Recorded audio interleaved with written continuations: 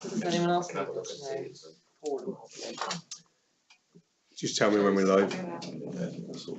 Is this? Yeah. Okay.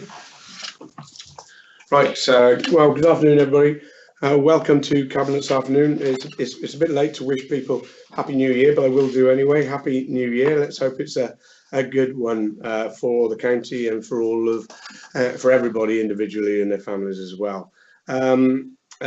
Please excuse my husky voice. Is due to a cold, as most of you have probably got as well. So we'll push through. Apologies for absence. Apologies today from Paul Jordan, who's in Vietnam, I think, and obviously Bob Greenland. And we wish Bob well with the continued progress. It was good to see him in council briefly this week. I will step in and out when he can. So we wish Bob well on his journey. Okay, declarations of interest. Before I get there, sorry, remiss of me, just to introduce everybody. Can I, for those people who may be looking in today or will be in the future on our recordings, we'll introduce ourselves quickly. I'm Peter Fox, leader of the council. Phil Murphy, Cabinet Member for Resources. Brian Jones, Cabinet Member for County Operations. Richard John, Cabinet Member for Children and Young People. Sarah Jones, Cabinet Member for Social Justice and Community Development. Penny Jones, Cabinet Member for Social Services, Health and Safeguarding. And can I invite yourself, Jo? Jo Watkins, Liberal Democrat Group Leader. Thank you very much, and we're pleased to welcome our regular attendee, Councillor Val Smith. Thank you for attending. Val, you'll be an honorary cabinet member shortly. And also, can I welcome Councillor Tudor Thomas, who will be speaking as ward member on the Melville Theatre item a little later. So now we'll move on to declarations of interest, and that's for any member in the room, not just cabinet. Yes, Chair, I've sort of got an interest in the St Mary's Church application to the Welsh Church Fund. There's no actual award, but there's a routine deferment, but I'm a member of the committee. Okay, thank you. Anybody else? No, if you find one, as usual, please state it verbally and fill in one of the performers. Okay, so we'll move into the rest of the agenda and item 3 and consider the first report, and that's the future legal department. Okay, well, in Paul Jordan's absence, who's a cabinet member responsible for this, I'll briefly open up, but then I'll be handing over to Matt Phillips, who will talk us through his report and his thoughts for the future of the legal department. But I think it'd be fair to recognise, as Matt's done very well in the opening paragraphs, that we do need to invest some change into the legal department, and certainly to introduce some of the technologies needed to for it to be able to advance in the way we want it to. We've got excellent staff within this council and within the legal service, and we need to do the best by them as well and give them the equipment to move forward. And we need a legal function in this council which is fit for purpose for the future challenges that this council is going to be dealing with as we move forward. I know Matt's been with us now a few months and has had a really good insight into what's needed to make sure we have a legal function which does all that we need it to. And so I'm not really going to say any more than that really, and I'll ask you, Matt, to perhaps talk us through what your plans are and what the recommendations are for us here today. Thanks very much, Leader. Yeah, so as you said, the context here is I joined a little over 4 months ago as the head of law and the monitoring officer, and effectively launched straight into a review of not just the legal department but the legal construct across the whole organisation. The report sets out the method. I think the key things to draw out, it's an ongoing, it's a dynamic activity. It was predominantly an outward-looking view as well. It wasn't, like I say, it wasn't purely focused on the department. It was very much about what the client base across the organisation is, but also looking a little bit beyond that as well. I suppose it boils down to two fundamental findings, and they fall under the headings of the statutory responsibilities we have as a council, and then enabling what it is that the council seeks to do through its corporate plan. On the statutory responsibility side of things, what we're predominantly talking about here is the children's services. It's an area of considerable demand growth, and that's not limited to Monmouthshire County Council. That's the same across the board, England or Wales. That there is demand growth because there are more cases, there are greater complexity of cases, and it's an area, it's one of those statutory responsibilities the council has where the legal involvement sits very much at the heart of it. So we need to, my recommendations are that we need to invest, it's not just about meeting that demand, but it's about changing the way we work, and as you mentioned, changing to kind of more sensible, more modern electronic ways of working, and that's what the recommendations point to in the report. The second area is the corporate plan side of things. It's the ambitions that this council has, especially when it comes to strategies such as the asset management strategy, and what role it is that the legal department should be playing. But again, looking more broadly, it's how can we not only match the ambition that the council has and meet the demand that sits within like the asset management strategy, but reduce our reliance on external legal advice, hopefully reduce the degree of cost as part of that, but increase our understanding, our training, our skilling, so that we have a more commercially focused area of the legal work. So the result is that the recommendations as they're set out at the top of the report, approval is sought to change to that new way of electronic working. That's a new case management system and other areas of work.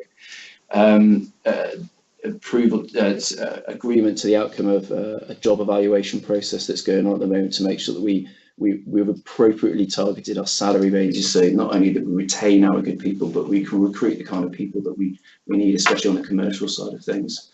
And then there's the creation of 4 new positions that will enable us the flexibility to bring in a couple of commercially minded solicitors, the ability to grow another child protection or broader family lawyer, and then finally a kind of a business manager administration role to support that.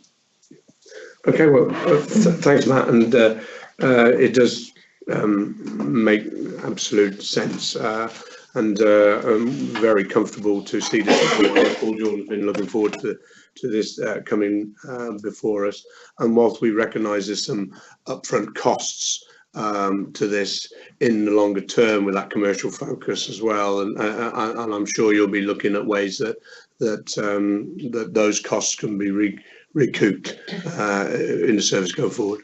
Yeah, I kind of see it as a 3-step process. This is about getting the foundation right, trying to properly identify and manage the demand that exists at the moment. Then it's about reducing costs by keeping things a little bit more in-house. Yeah. And then if that gives us the ability to broaden and develop in the future, and actually not just rely on a legal service as an expense, but turn them into a fee-earning service and develop a revenue stream in some way, then that would be an ultimate ambition. No, that'd be good.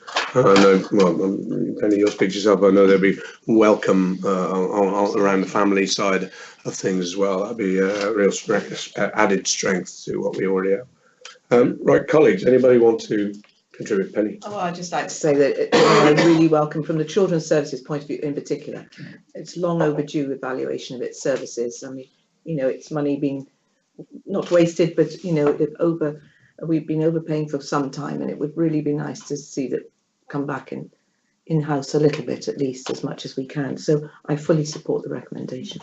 Okay. Yeah, thank you, Lena. And I think just about every authority has been struggling with their legal departments for quite some time, and there's attempts over the last 10 years or so, I suppose, to get central legal services going between authorities to try and boost it up. None of that's come to fruition, so I very much welcome this initiative to do it ourselves, and you know, perhaps we can provide that for others in due course. So yeah, very supportive. Okay, any other, Paul, is there anything you need to add? No, I don't think so, Lena. Okay, right, thanks, Matt. I'll take us straight to the recommendations. I'll read them as they are here. So Cabinet is requested to approve, firstly, the introduction of a new electronic way of working through the procurement of a new case management and electronic bundling software and access to a pre-existing legal portal already used by 8 local authorities throughout Wales. And secondly, that the outcome of a job evaluation of all solicitor posts in the legal department and to approve the confirmation, to recommend the confirmation as permanent of the current short-term business manager position and to recruit 2 commercially focused lawyers, contract, commercial property, planning, procurement and commercial general, that sort of area, and to recruit the recruitment of a family lawyer. An initial in-year capital cost of 23,000 is predicted for the electronic work. The anticipated first year of 1920 pressure incurred by this proposal above current budget is £196,028. However, anticipated savings in the future years mitigate this initial cost. Are we all in favour of those recommendations? Yeah. Great, thank you very much. That's carried. Thank you, Matt. Okay, move on to second report, and that is to Matt. Yes, so the waste changes report. Councillor Brian Jones. Thank you, Leader. This report seeks approval on changing the bags we use to supply and collect dry recycling and food waste. This will improve the quality and quantity of material processed and reduce costs to MCC. The Recycling Review report, agreed by full council last year, recommended the separate collection of glass in plastic boxes. Several trial loads of red and purple bags without glass have been sent to reprocessors over the last 18 months. This market testing has identified that further reduction of costs could be achieved if we collect the paper and card on one side and plastic cans on the other. Bag splitting technology is widely available and can be used, but increases reprocessing costs, which is passed on to us as a customer. A move to reusable bags for the collection of dry recyclables will reduce our ongoing annual expenditure for single-use red and purple bags and our reprocessing costs of material. In 2018, full council also agreed the new contract for food waste reprocessing at the Agrivert anaerobic digestion plant in Bridgend. This contract is a 15-year service in collaboration with Blaenau Gwent and Torfaen under the partnership name of Heads of the Valleys. Since December 2018, all the food waste from Monmouthshire has been going to this plant, and some members visited the plant at the end of November 2018 to see the operation. And I think it was fair to say that members were pretty impressed with what they saw there. Absolutely. Whilst the contract stipulates that Agrivert must accept food waste in corn starch bags, Agrivert have confirmed that they could accept food in plastic bags, and this would also increase food waste yield. If MCC purchase recycled plastic food waste bags and continue to encourage residents to use old bread, potato and frozen food bags, it will offer an annual saving of 40,000 to MCC. The bags are separated at the front end of the process and sent to an energy from waste plant, and therefore makes little difference to the process, except that food comes away from the plastic easier than starch bag, so increases food recycling. This report was taken to Strong Community Select Committee, and their recommendation is included in the report. As part of the consultation with that committee and others, the recommendation contained in this report is to phase the rollout of polypropylene bags to ensure the service can be tailored for more difficult property types, e.g. flats above shops in high streets, etc. The procurement and delivery of polypropylene bags can take up to 24 weeks. With the Recycling Review service changes on target for March 2019, I would suggest that the rollout of the bags begins in September 2019 to allow the new services to settle in and give officers time to procure the most cost-effective bags for this new service. All service changes and budget savings impact on customer satisfaction, but long-term, these changes will offset budget pressures and longer-term may bring income generation opportunities for us when we're selling the recyclable material ourselves. If you have any technical questions, Carl Turrig and Dowie Lane are here who are capable of answering them if you have any. Okay, thank you, Brian. Firstly, can I thank you for your work and support around this, and for the select committee who've done a lot of work around this, and the many members of the public who have taken part in consultation and prior to the pilot in Abergavenny, certainly on the glass separation. Francis, is there anything yourself or Carl wants to add to the report at the moment? Okay, so whenever you talk about changes to waste collections, there are always a little bit of unrest and concern, and we recognise that. But I hope that the general public will understand, some of why we're doing this, to honour our commitments to move toward a greener agenda, to move away from the plastics and single-use plastics. There will be some issues, I'm sure, about street scene and things like that, and we need to find a way to deal with those, as in that second recommendation where the proposed scheme would be problematic. So we've acknowledged that, and we know we're working toward an idea going forward. I think it's going to take a little bit of time to, and you've explained it, Brian, but to help the public who might be watching in, and so it's on the record, to understand a little bit more about this starch versus plastic with food, because currently we put food waste into what is thought to be a degradable bag. We know they fall apart regularly if they're left too long, but however, as I understand it, they are not suitable for the anaerobic digestion process where our waste is headed. And the recommendation strongly put to us is that we shouldn't use those. We should better to use a plastic bag to put that in, because the technology exists within that system there, which can remove that plastic cleanly and take it away for incineration, leaving a better food recycling product. Am I right in understanding that?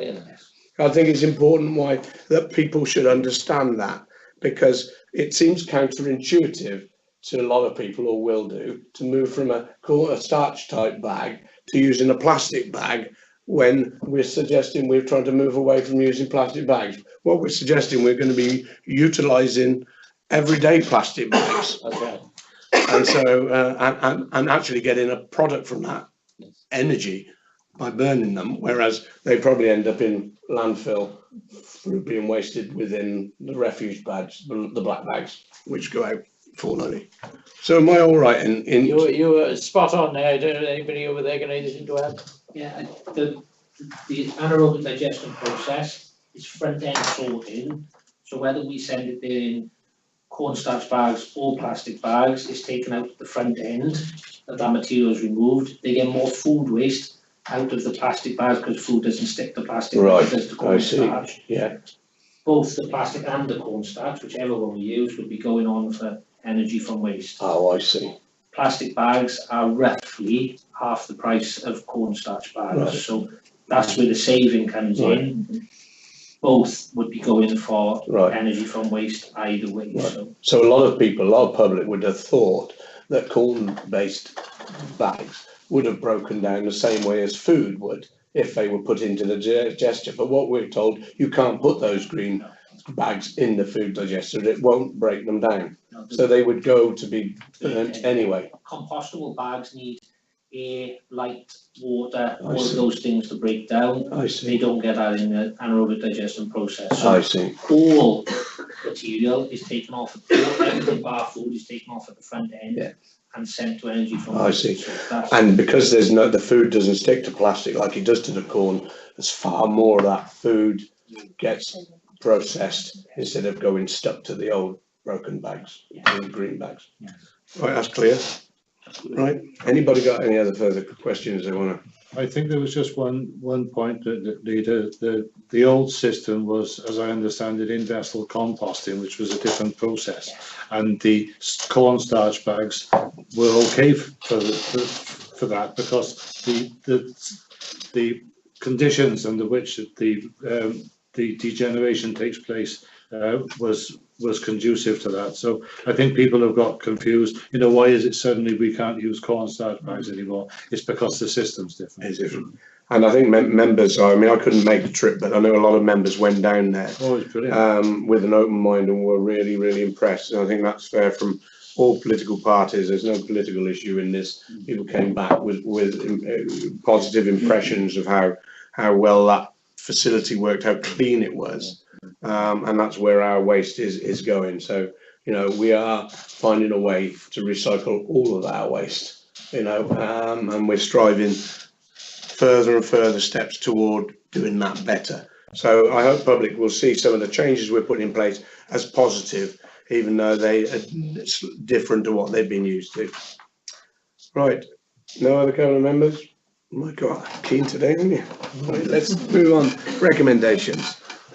So recommendation 1.1, to approve the move to reusable bags for dry recycling to improve the quality of recyclate, achieve savings and maximize income generation.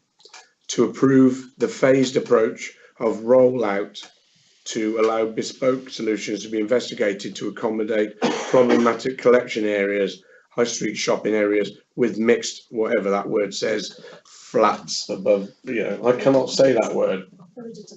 Right, I still can't say it. Yeah, so those places which would find it harder.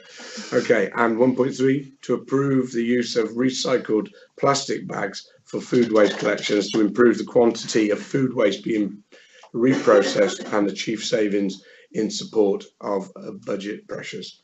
Okay, are we all in favour? Thank you very much. Thank you, Carl. Thank you, Barry. Thank you, Francis. Right, move on. And Councillor Murphy will bring in the implementation of the new pay spine. Yes, thank you, Leader. And the purpose of this report is to appraise Cabinet of the financial and non-financial implications of implementing the new NJC pay spine in April of this year, and to seek Cabinet approval of the preferred option to be implemented at that time.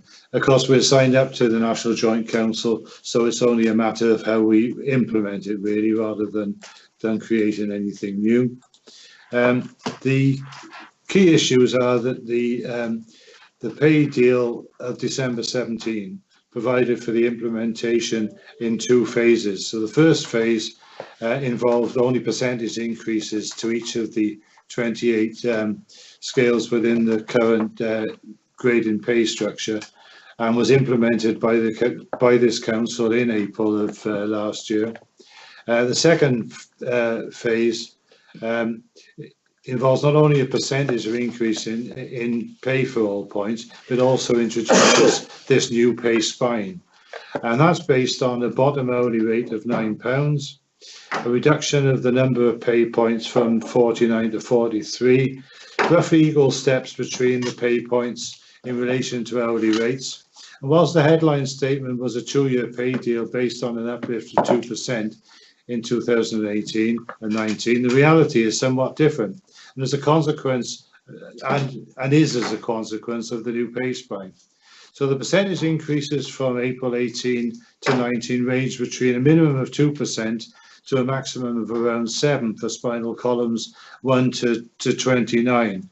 So everybody above that have the increase of 2%. So effectively, this gives a far more substantial pay rise to those on lower pay scales. The preferred option for the implementation retains the 13 grades and therefore maintains our current structure. Some of the other options would have meant we'd have to do a complete job evaluation scheme all over again. The recommendation is as I said, Leader, it's to implement the the new pay spines with that restructuring as was outlined. Tracy's here if anybody's got any questions. Okay, thank you, Phil. Tracy or Dave, anybody would you want to say anything, Tracy? I think Councillor Murphy's captured it. The only thing I would add is that when the report was circulated, we were still in negotiation with UNISA, and they've outlined that they are content with our preferred option.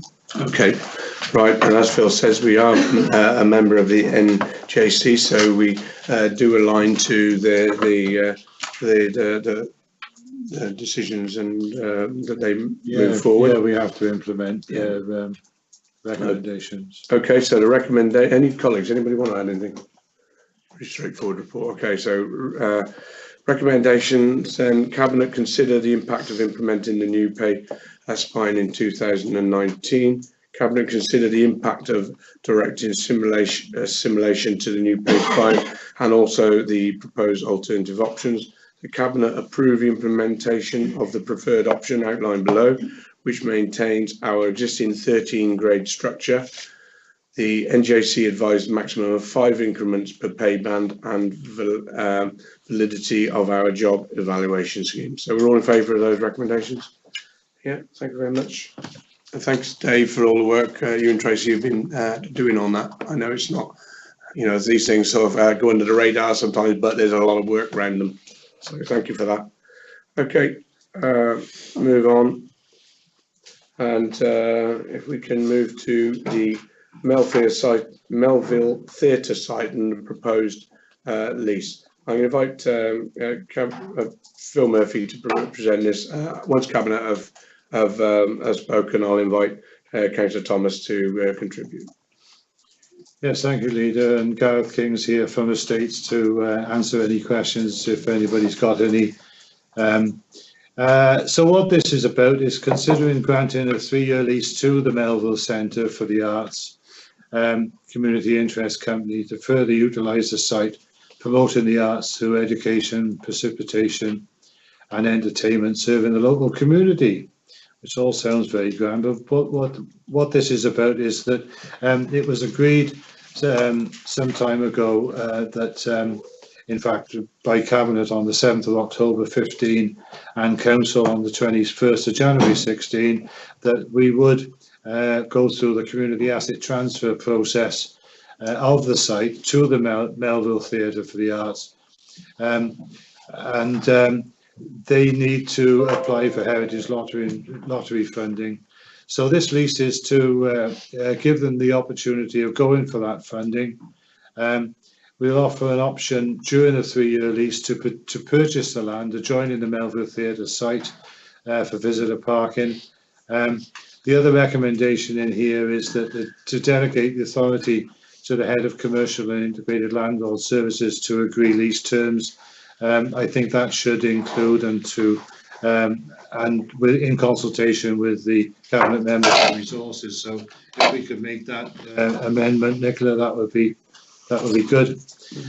So as I say, Council and Cabinet and Council have already agreed on the community asset transfer, but that's based on the fact that the HLF money needs to come through. So the future development of the centre relies on that ability to improve the site for users, provide adequate safe access and parking. They've requested that there's a purchase of a 1/4 of an acre of land within the curtilage of the site, which will help remedy the access problems. There will be a saving to the authority of 55,000, although there'll be a loss of 10,000 rental income. The cap will then take place once the grant funding has come through.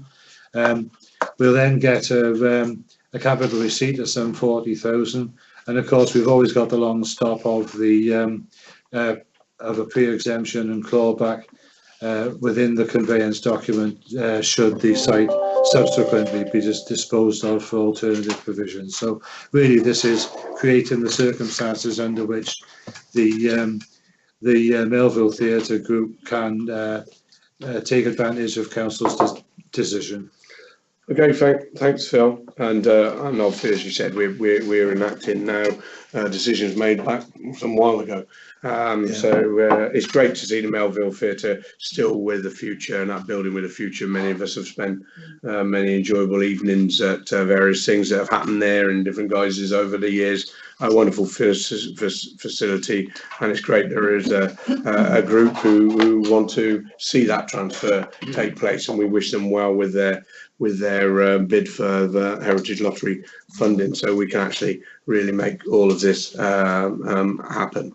One question I had, I wasn't just quite sure how the Green Fingers and the Dance Blast sit with it under the asset transfer. Do they become tenants of the what do you call it, MCA, or are they part of MCA? I wasn't just quite sure on those bits. They will, they effectively will become tenants of it. Dance Blast are unaffected they will continue to operate as they are in the building. They will effectively become tenants and have some kind of relationship with them to allow them to continue to occupy. And Green Fingers will be unaffected by it as well. They'll be able to continue to operate from the site as they always have done. Oh, right, okay, that's reassuring, because they're brilliant projects. Okay, so absolutely wish this well. So colleagues, anybody want to come in? Sarah? Yeah, just to say, you know, it's fantastic we're supporting. This is about community support. As it says under 3.4, it's about supporting the council's social justice strategy around how we can create sustainable and resilient communities. Francis and I went to Abergwenny Community Centre in December, and we just saw how much that centre's flourishing thanks to the long-term lease we provided as a council. And again, this is another opportunity to really support community groups to help support our ambitions and aspirations of the council. So fully support.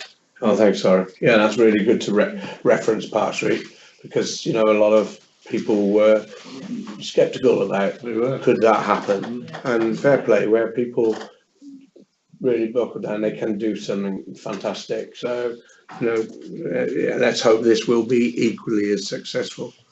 Anybody else? No? Okay. Tudor, as a local member, do you want to add a word? Yeah, thanks, Leader, and thanks for the comments so far. As a local member, I fully support the proposals, everything that's in there. I've lived in Abergavenny for 35 years. I taught in King Henry, so I know the area well. The Melville does offer a very wide variety of low cost, low barrier cultural events with a very popular appeal. And obviously where the Melville is, if you go to North Abergavenny, you've got some of the highest levels of deprivation, not just in Monmouthshire, but probably in Wales and possibly the UK. And for those youngsters and children, they don't have ready access to cultural events. They don't have the financial support from home for those sorts of events. So things like, you know, there's a theatre company, Rare Seed, it caters for youngsters 9 to 13 and then 14 to 15. It provides ready access for those youngsters, and an access that they wouldn't otherwise have. For people living in more affluent families, then yes, their parents are able to afford to pay and to take them to other things. And I think that's the strength of the Melville. You've got things like the Welsh classes. You've got a huge footfall with Dance Blast. I haven't availed myself of that at the moment, but I hear it is, you know, very popular, and it's very good for youngsters to be able to have that opportunity of you know, girls and boys. It's got a huge cultural legacy in the town. It's quite an iconic building. It was originally the grammar school. Speaking to ward members, they very much support it. They use it.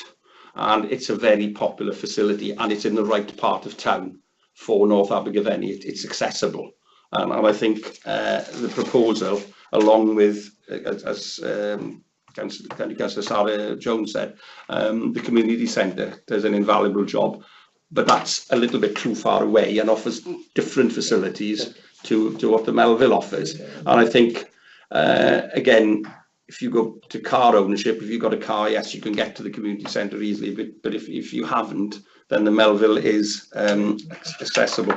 Currently, you know, under the leadership of Penny Simcock, it's highly successful, wide variety of things going on. It's commercially successful at the moment. It's going to be even more commercially successful in the future when this development goes ahead. So I fully support it. I know the community is 100% behind it. Well, thank you, Judith. Thanks for coming along and offering that support. I think we're all in tune that this is something we want to do, and we look forward to it progressing as fast as it can. Oh, Penny, sorry. I just agree with everything that Judith said, but also Green Fingers, I'm so glad. I think that the increased footfall will help Green Fingers flourish, and I think that's very important, and they should use this opportunity to advertise what they do, which is excellent. Okay, right, so nothing more from you, Gareth, is that? No, you're okay? I think that sums it up. Right, okay, thank you. So the recommendations then into to grant a 3-year lease to Melville Theatre site to Melville Centre for the Arts, their community interest company, to agree a community asset transfer of the site to Melville Centre for the Arts once Heritage Lottery funding is secured during the 3-year lease period, to offer an option during the 3-year lease to purchase land adjoining Melville's theatre site for visitor car parking, and finally to delegate authority to the head of commercial and integrated landlord services to agree the lease terms, and can we put in consultation with the cabinet member for resources on that. Okay, all in favour of that? Great, thank you very much. Okay, let's move on to it was remiss of me, actually. It was exempt documents alongside that report, but we didn't go into those, so we're all right. Outdoor education service and proposals for change. Richard John. Thank you, Leader. It's with a degree of regret, really, that we bring this report forward today. The Gwent Outdoor Education Service has existed since 1970, and it's been providing outdoor education services across the South East Wales area, operating 3 residential sites at Hillston Park near Monmouth, Gilwan and Talabont in Powys. Monmouthshire County Council has operated and managed all 3 sites, although we own Hillston Park and Gilwan, and it's Newport City Council that owns the Talabont Centre. The service has provided around about 20,000 visitor days every year, and the vast majority of clients have been annual visitors, particularly school and youth groups. And we feel that this has been a great opportunity for young people in Monmouthshire and the wider region. Over recent years, the subsidies for the service have been reducing. In 2013, Newport City Council withdrew their contributions. Torvine Local Authority indicated in 2013 that they would be ending their subsidy, and Blaenau Gwent Council are now ending their subsidy as well. So this report recommends the dissolution of the Gwent Outdoor Education Service and the disposal of the site at Talabont. But we are retaining the services at Hillston Park and Gilwan, and we feel that there is an opportunity there to perhaps expand the services, or perhaps operate services in a more business-like way to try and maximise the opportunities for young people, particularly in a rural local authority like Monmouthshire. We feel that outdoor education is really important, and we want young people in our local authority to be able to continue to benefit from the fantastic facilities that we've got. So going forward, we hope that children and young people can continue to benefit significantly from these 2 outdoor education centres that we've got on our doorstep. But it is sad that this great example of collaboration is ending. So the proposal is that we agree the formal closure of the Talabont site from the 1st of February and return that to Newport City Council for disposal. And this also requires the deletion of 2 posts, so that there'll be 2 redundancies associated with that. But we remain, as a local authority, committed to outdoor education and feel that this is a really important element of young people's experiences, particularly for those from more deprived backgrounds who perhaps don't have some of the opportunities at home that they could enjoy at Hillston Park or at Gilwan. So we remain fully committed to the future of this service. Well, thank you, Richard. And I think that's a key message I want to retain here, that, you know, we believe in an outdoor education service, and we're going to continue to deliver an outdoor education service. And I just think it's so short-sighted, and I know authorities have their own reasons why they do things, but again, you know, this has been happening for a while, where authorities are pulling out of something so valuable, something which can enrich a child's life so much, and to withdraw that for the sake of, you know, what are relatively small efficiencies in the scale of budgets for larger authorities. I can't understand why they do it. Monmouthshire have never withdrawn from a collaborative arrangement where we've had these in place for so many years, be it when music, you know, SEMCOM we talked about only recently, you know, this one, you know, we believe in these things and we keep them going. And if we've got to do this on our own, we'll do it on our own. And I note that Ian's with us, Ian Saunders. You know, I know that there is a deficit on the budget of around 50k through this service, but I'm confident for the future that utilising our assets well, Hilton Park and Gilwern, there may be ways to generate income that this can actually be cost neutral at least. However, even if it can't be, the importance of providing that service is fundamental to this administration, and we will not be moving from it like others have. Colleagues, Penny? Yeah, thank you, Joe. Just to say that I've been involved with Hilton Park over many years with the students and Colin Gwent, but recently, Councillor Tutor Thomas and myself were involved with Looked After Children, a day for looked after children of all ages.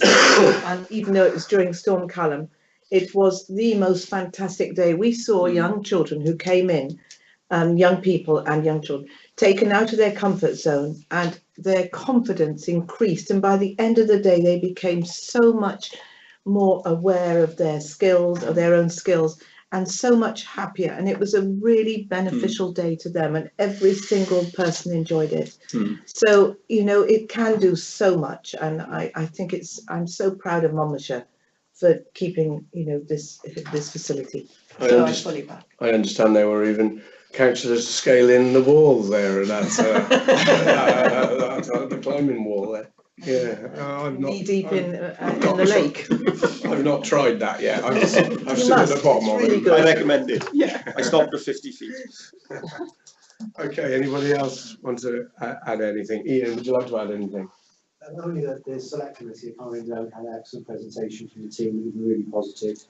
Those markets and explored lots of different ways of, you know, generating more income. The key message that came through from members was the fact that this needs to be centred around children, young people, and making sure that access is still there for children of Monmouthshire and wider. You know, because I mean, we could still, if other authorities or other schools want to use our facility, we'll obviously we will be allowing them to do that. They obviously have to buy into use it, but so the facility is there. Let's hope people will continue to use it for the good of their own kids. Yep, yeah, thanks to the select. We're remiss of me not to mention it, because there's there was a lot of work in the select committee, and I see in the report further on how they endorse these recommendations. Okay, right. So without further ado, then let's move those recommendations.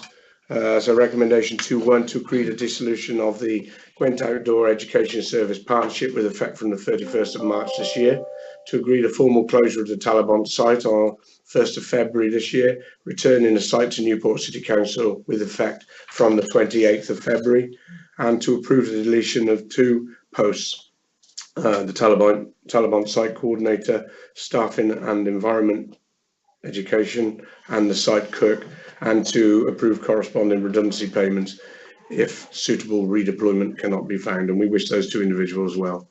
Okay, so all in favour? Thank you very much. Thank you, Ian.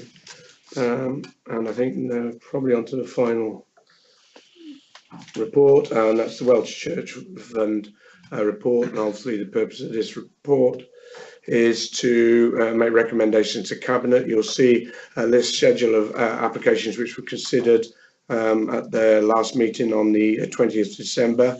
I note that all but one of these have been deferred for further information or consideration, but the one recommendation is that in 2, and that's the Thomas à Becket Church, where a recommendation for 3,100 was to be awarded to assist the restoring of the tower of a historical community church. As we said earlier, as I said earlier, the rest have been deferred. Anyway, are those can we move those recommendations, or the recommendations to award in line with the schedule below? All in favour of that? Great, thank you very much. And that, I think, brings us to the end of our cabinet meeting today. It was quite a short one, but a very important one, and I'm really pleased with some of the things we're doing on it. So thank you, everybody. Yeah.